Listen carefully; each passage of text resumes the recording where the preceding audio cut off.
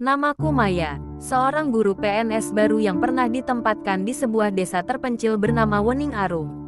Sudah berlalu beberapa tahun sejak kejadian itu, tapi setiap kali aku mencoba melupakannya, aroma tanah basah dan suara bisik-bisik malam dari desa itu selalu kembali menghampiriku. Awal mulanya tampak sederhana. Aku ditugaskan mengajar di SD kecil di Wening Arum. Desa itu tenang, ramah di permukaan, dan seperti banyak desa lain, mereka punya kebiasaan berkumpul setiap hari Kamis di balai desa. Warga menyebutnya acara sembako sehat Nusantara. Setelah 2 minggu, aku mulai merasa ada sesuatu yang janggal. Sembako itu sebenarnya berasal dari program pemerintah. Aku tahu itu, tapi warga percaya bahwa belasan tahun terakhir, sembako itu adalah berkah langsung dari kepala desa, Pak Prabu. Bukan hanya bantuan, tapi juga syarat keselamatan desa. Pak Prabu menjaga keyakinan itu dengan sangat rapat. Ia mengubah acara sembako sehat Nusantara menjadi tradisi penuh tekanan halus. Warga harus datang, harus tunduk, dan harus mengucapkan terima kasih padanya, seolah hidup mereka bergantung padanya. 3 minggu setelah aku tinggal di sana, seorang perempuan bernama Wati mulai berubah. Tubuhnya melemah, jalannya pelan, napasnya berat, seperti umurnya diserap perlahan dari dalam tubuh. Warga bilang ia sedang kena sial karena absen sekali dari Kamis berbagi. Tapi instingku berkata lain. Ada sesuatu yang lebih gelap dari sekadar tekanan sosial. Sebulan setelah kedatanganku, aku mulai menyelidiki. Aku melihat catatan sembako pemerintah yang seharusnya cukup dan merata. Tapi Pak Prabu menahannya. Ia membagi sebagian kecil saja agar warga tetap merasa tergantung pada dirinya. Sisanya disimpan di gudang yang hanya ia kunci sendiri. Di gudang itu, menurut bisik-bisik warga tua, pernah dilakukan ritual lama. Ritual penolak bala yang menggunakan daun kering, tanah kubur, dan sesajen kecil yang dicampur dalam wadah sembako. Tradisi itu konon dilarang sejak dulu, tapi sejak Pak Prabu kehilangan jabatan sementaranya, ia kembali menghidupkannya dalam bentuk yang lebih samar.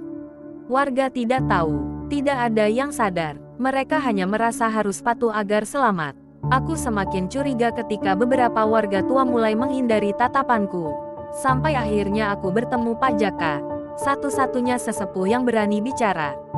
Dengan suara bergetar, ia menjelaskan bahwa sejak bertahun-tahun lalu, sebagian sembako itu tidak hanya ditahan, tapi juga dijadikan tumbal tenang desa. Semacam tumbal halus yang memindahkan sial atau usia buruk dari pemimpin desa ke warga yang dianggap paling lemah tekadnya.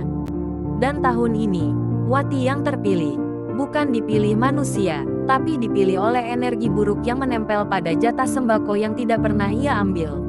Itulah kenapa tubuhnya seperti disedot perlahan. Ada sesuatu yang gaib menempel padanya, bukan hanya rasa bersalah. 3 bulan setelah aku datang, kondisi Wati memburuk.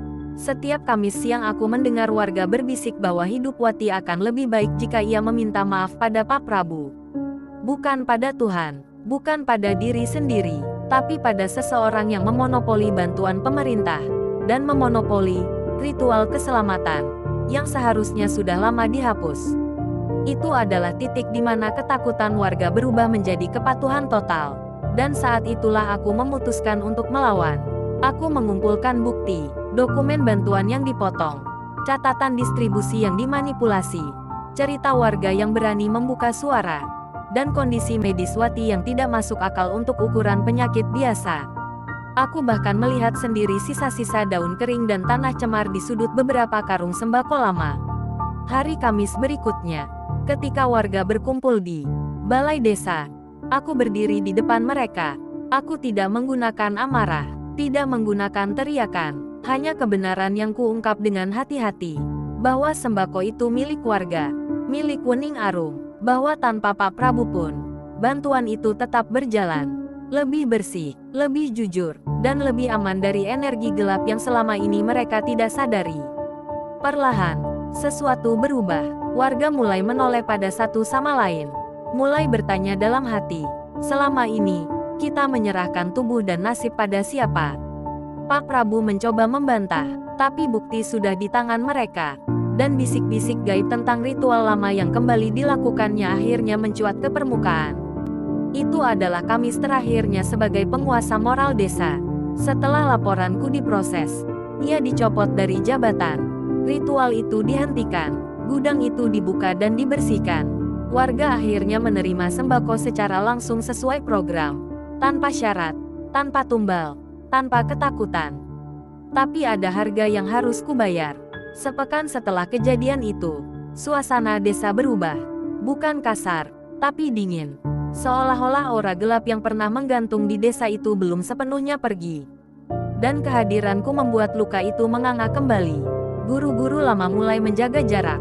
Bahkan Bima, guru senior yang sebenarnya sejak lama geram pada tradisi itu, memilih untuk tidak ikut terseret lebih jauh. Sebulan kemudian, aku dimutasi. Alasannya administratif. Tapi aku tahu, Wening Arum membutuhkan waktu untuk pulih tanpa bayanganku. Menjadi pengingat betapa gelap masa yang baru mereka lepaskan. 3 bulan setelah meninggalkan desa itu, aku menerima kabar bahwa Wati membaik. Tubuhnya kembali terisi, wajahnya kembali cerah, seolah sesuatu yang menempel padanya akhirnya terlepas.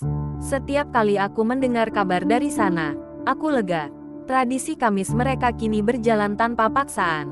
Sembako tetap datang, tidak ada ritual, tidak ada tumbal. Hidup tetap berlanjut, dan meski aku tak pernah kembali ke Wening Arum, suara-suara itu, angin malam itu, dan aroma tanah basah yang dulu membawa bisikan asing, akan selalu tinggal di dalam diriku. Aku Maya, dan inilah kisah yang tidak pernah ingin kuulang, tapi harus ku ceritakan, agar tidak terjadi lagi, di desa manapun.